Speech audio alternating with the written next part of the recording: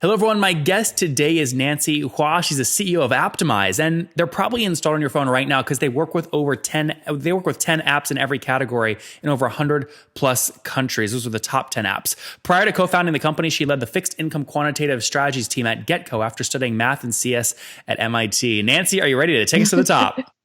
Yeah, definitely. All right. Tell us about the company. What do you do and how do you make money? Okay, so what Apptimize is all about is we work with mobile teams, anyone with an app, and we let them do A/B testing and feature flagging for their products. So they can make different versions of their apps and send them to different users to measure what's going to do better.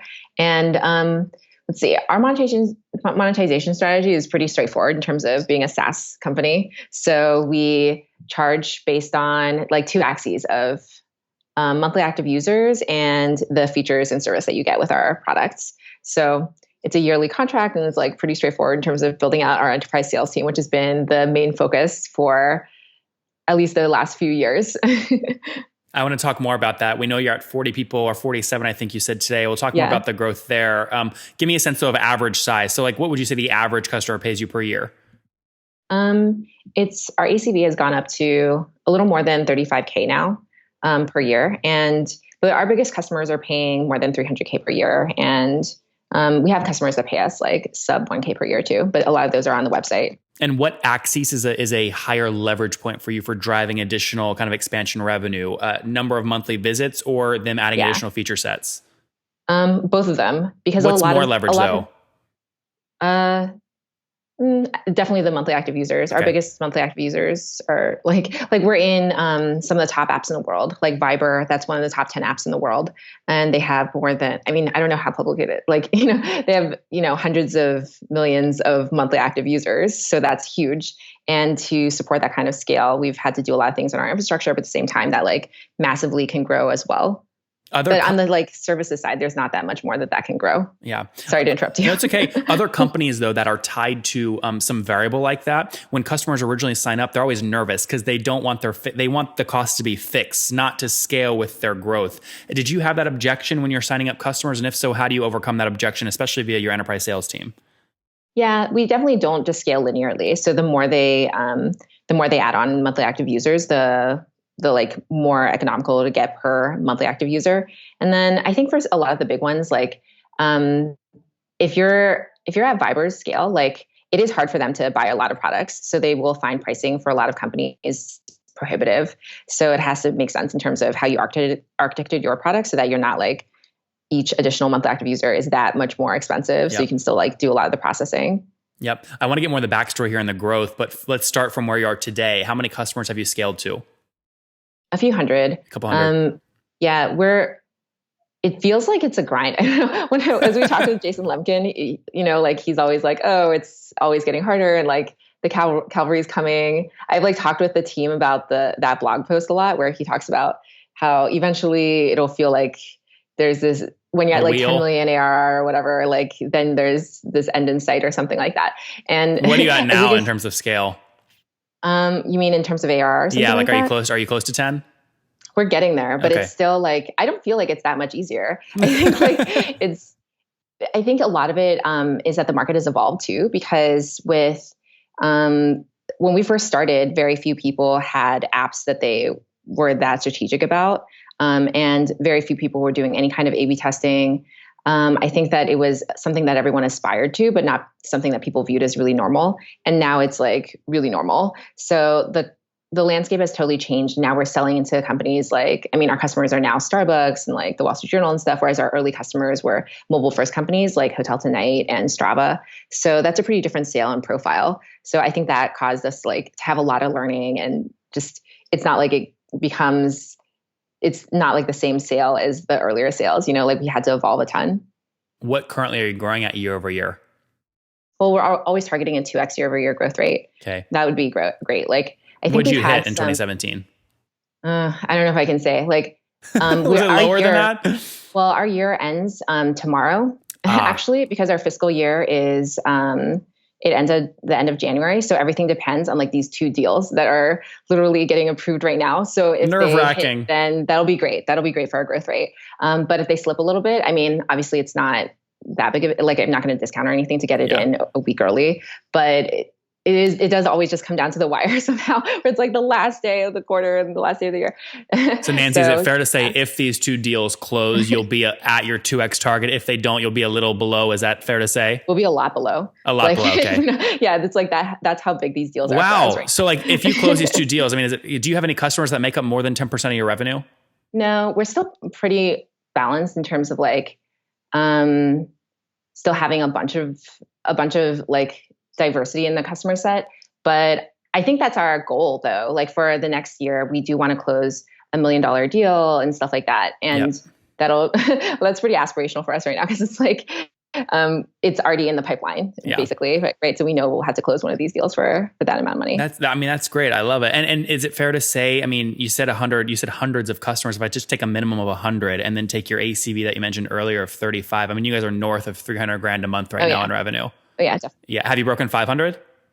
No, we're very close to like, we're right around there right now. And then it'll be like, it really depends on the, Thanks for sharing that. I know a lot of people, sometimes they do, sometimes they don't, but it helps my audience better gauge kind of where you're at. So good. So about 500 right now, a couple hundred customers, some big deals in the pipeline, scaling the enterprise sales team. You've dealt with this the past 12 months. Give us where you are today in terms of your total team size. How many are they as salespeople and what's been the challenge in getting them up to speed?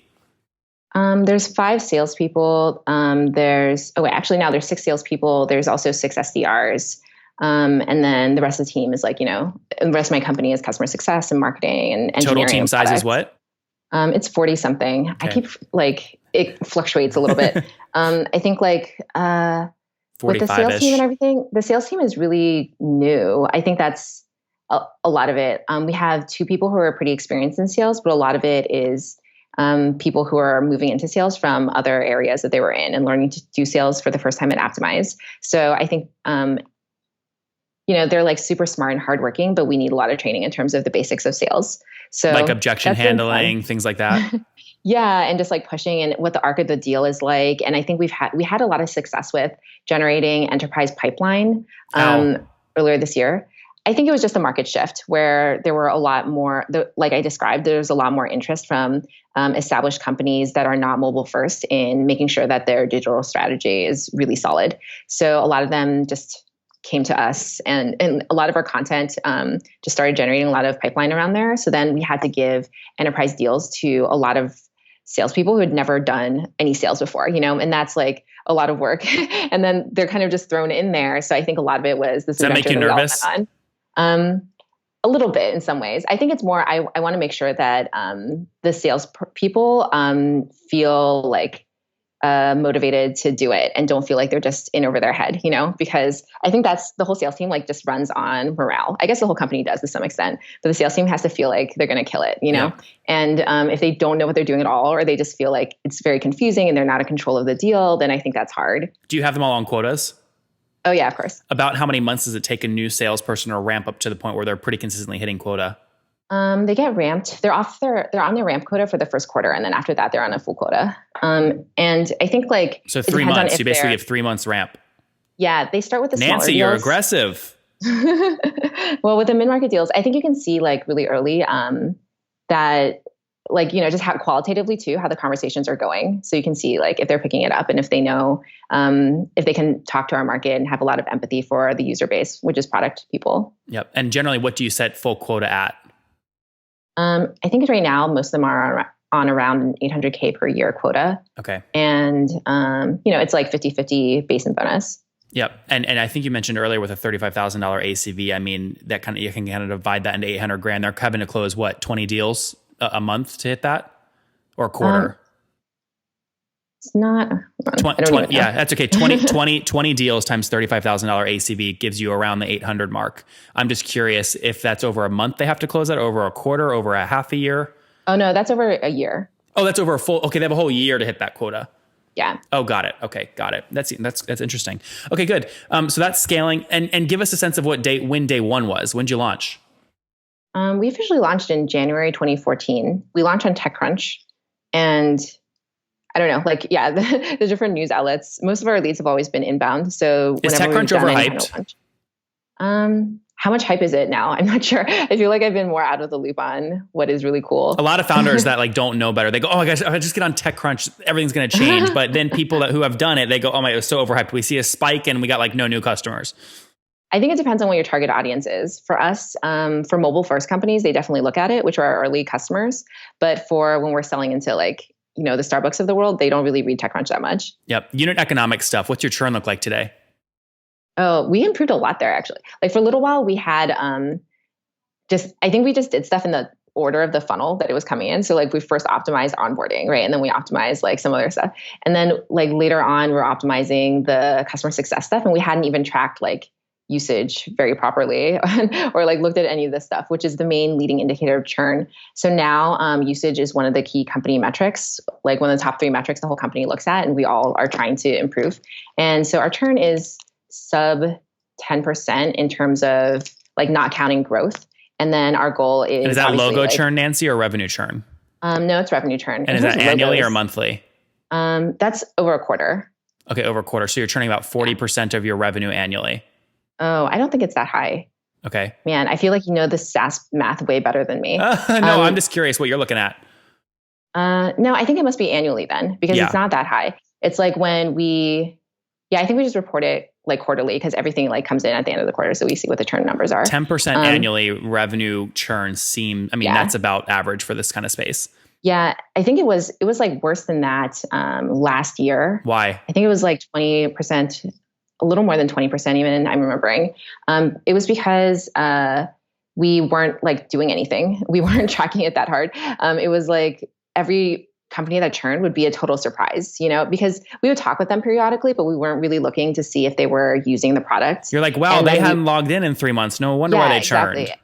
And we would discover that like some of them had never properly installed it or different things like that. And that was just bad. That was bad on us. Yep. And so we started tracking usage and different adoption metrics. And that gave us way more leading indicators, because churn is the ultimate lagging indicator where you're like, you feel safe just ignoring it for a long time because it doesn't come up until finally like, and for a lot of the bigger customers, like they are just always seem really happy, or like they're just, they say they move really slow. So they're just making excuses for why they haven't like done anything for a while. So you feel kind of safe, but now we're like, we don't trust any of that stuff anymore. Like, we just have start using it now. Yeah. That was revenue churn. What's logo churn at annually? Do you know? Is it about the same? I'm not sure what it is. I don't think we track logo churn because we have all these self-serve customers too that aren't on annual contracts. And so that churn is just something that we haven't paid attention to. Yep. I think we started moving towards more gap metrics. So the way we're focused more on like just stuff that is really standard, whereas churn is not, a gap metric. Self-serve stuff makes up what % of your annual revenue? Would you say less than what? It's around 15% right now. So it's really low. Yeah, but it's still like, I pay attention to those customers a lot though, because they're kind of they get the most pure product experience because we never talk to them and they don't talk to a salesperson. So they're just like what you would do. The perfect no touch sale. Yeah. It's just like, can they figure out how to use our product without us doing anything? Yep. And in some cases, no. So then we're like, okay, what happened to you? And like, what did you end up doing? What do you like to optimize your payback period for on your $35,000 ACV cohort? Whoa, I don't know. How fast do you want your money back? I think it's like, we're just looking to make sure that that equation, the like LTV is greater than 3 times CAC or whatever is true. Yep. So I'm not sure if we calculate this. Do you know what you spend to acquire a customer? It's pretty estimated. Yeah. Like right now, it's like a few $1,000s or something. Really? It's less than $5,000? Yeah. That's amazing. I think that's amazing. I mean, that's super low. If someone's paying you $35,000 a year, you're getting your money back very quickly. Yeah. I think that was because for a long time, we do very little AdWords or anything. And we weren't doing a ton on the marketing side. And very recently, we started with our SDR team. So now we'll have to see what it is now. Yep. But a lot of our leads for a long time were just like inbound from the blog, which you get a ton of leverage from. $35,000 a year comes out to about, I think, $3,000 a month. So if you're paying $5,000-6,000 in CAC, I mean, that's a 2-month payback. And that's assuming people are paying this annual contract monthly. I assume probably some of them are all annual up front, right? Yeah. We started moving to we changed the way we're commissioning or, kind of paying the salespeople. So they're more incentivized to get paid upfront now. And that's made a big difference in our cash flow. Here's a dangerous question. What do you assume lifetime value is on these customers? based on what we were measuring, it like we haven't had enough churn that it looked like it was lower than, like 9 years or something. I don't even like it was on average. So it was really weird. So we just assumed 3 because that's what is standard. And we want to be conservative in our operating model. So 35 grand times 3 years is the conservative approach. So about 100 grand. Yeah. That's conservative though, since you said you're working deals now and you hope to close $1 million deal soon. Yeah. I hope that, our product is pretty sticky once it's adopted, because when they start integrating us into their product, they'll use us to make all of the changes in their app. So any new feature will go through Apptimize, and everything that they're doing becomes targeted and measured. And that becomes pretty hard to pull out after a while. So if they're actually using us for the vision of the product to make sure that they're accelerating what they're learning about their user base, then hopefully we're with them forever and we can, become this tool that helps them learn everything that they want to know about their users. Yep. In the acquisition, you're probably testing many different acquisition channels. Are you testing conferences at all, conference sponsorships? We started doing that a little bit. Is it working? It's hard to tell. I think our meeting to like demo conversion rate is really confusing. So I need to look at that again because we were looking at it. And I think that we're starting to probably decide to measure conferences just based on acceleration of a deal instead of new deals, because it was getting too weird. Interesting. Like a lot of your customers are already here. You can meet there, knock out 20 meetings. Or the prospects at least. I feel like when we are at conferences, I don't know if it's just the way we're doing it, but somehow it's already people who are already in our pipeline that we're meeting with. Interesting. Last 2 questions here before we wrap up with the famous 5. Growth rate. What are you growing at? You said it's 2x. You're doing 2x about year over year, and you said you're about 500 grand today. So where are you at about 200-ish 12 months ago? Yeah, it was. Yeah, I think. Well, it was a little above that. Okay. Like right now, I would like. A lot depends on these 2 deals that are about to come in. It's just a weird. Well, no, just go back 12. So data you already have. So go back 12 months. It was somewhere around 210, 220, something like that. I think so. Okay. This feels like so long ago. I know it is. Honestly. It's crazy, isn't it? You should ask Varun, my finance guy. He should be doing this interview with you. That's so funny. Well, listen, we've got a bunch of data here. I'm going to love you so much if you say you're bootstrapped, but I have an idea that you're about to say that you're not. How much have you raised? We raised a little more than 20 million. Nancy, daggers in my heart. No, I'm just kidding. Okay, so you've raised $20 million. Obviously, you kind of have to do that, especially if you're in San Francisco with rents and the growth strategy you guys are pursuing. But the growth is there, and you're finalizing the sales team, so that all sounds good. When was last round? Our B was in 2016. Okay, are you raising right now? No, when I raised the B, I was very like, I'm never going to do this again. You hated it. It was not a good time to raise too. I think it was. The round was really good to us, but what do you mean by that? We raised it more than we meant to, and it was oversubscribed and everything. At a higher valuation or just more money? Both. Like, because when in 2016, it was the SaaS apocalypse thing was happening where people were saying the various startups were being overvalued. I remember Zenefits was getting hammered down. Like they had a weird drama, LinkedIn and Salesforce, even in the public markets, were getting hammered. Like lots of things were happening so that the SaaS markets weren't that good. And then a lot of VCs weren't even really out there looking. Yep. So I got a lot of advice that we shouldn't be raising then, but we still ended up. How much did you end up raising? In the last round, it was almost 15 million. Okay. And were you pre-money, were you more or less than $25 million valuation? We were more. You were more. Okay, that's great. So, you were doing back then about $2.5 million in ARR, so well over a 10x multiple pre-money. Oh yeah, definitely. That's great. That's really great. I think that these multiples are just really random because they're just kind of in SaaS. I've seen anything from a 5x to a 40x. Yep. So just yeah, me too. And I don't have a good answer why they vary so much outside of just the charisma of the founder. And sometimes there's some rationality in the numbers. Why do you think you commanded a great valuation, which enabled you to raise that capital and only give up, less of the company than you would have? What would you credit it to? It's just about negotiating and having other alternatives and stuff. So it's how much they can tell how much you need the money. And then they can also tell if you have other term sheets and stuff, and then it all just kind of sets the price. Yep. So it's just a negotiation. Yeah. Are you cash flow positive today? Or are you still spending that money investing? We're targeting that pretty soon. So that's when I raised the last round, I was very we're going to target going cash flow positive with this, that we don't have to raise again and control our destiny and not put me through this experience again. And so you think Q3 this year? No, the target, it sounds like it's going to take like to the beginning of next year, then we'll be pretty cash flow positive. But the model also still assumes that we're only collecting quarterly. If we do succeed in getting everything over to upfront annual, then that'll make a huge difference. And so, yeah, hopefully. Good stuff, Nancy. Let's wrap up here with the famous five. Number one, what's your favorite business book? Oh my God. I feel like everyone says the hard thing about hard things. And I did just reread that again. I think like every once in a while you need to, just read something that you find really inspiring. That's a good one. Yeah. That's a good one. Number two, who's your favorite CEO in San Francisco to go get dinner with? Whoa, I have so many CEO friends I really like. Pick a baby.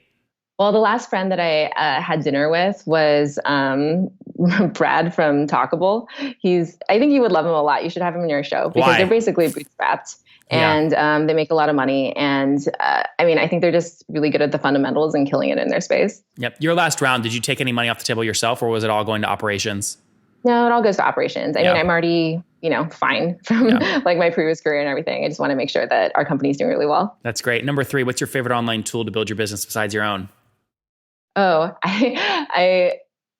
we use so many tools. I mean, I use SalesLoft a lot in just like outbounding to everybody. I still like do a lot of SDR work because, I find it's fun. Yeah. Number four, how many hours of sleep do you get every night? 7. Okay. And what's your situation? Married, single, you have kiddos? Oh no, I have a boyfriend. Okay. So not married, no kids? No kids. I froze my eggs last year. Oh, wow. So, amazing. So I'm delaying. Which company did you use to do that? I just went to UCSF. Interesting. And Nancy, do you mind me asking how old you are? I'm 32. 32. I always have to think about that. I forget how old I am. Last question. Take us back 12 years. What do you wish your 20-year-old self knew? Whoa. The MIT quant. What do you wish she knew? I didn't know anything then. I think,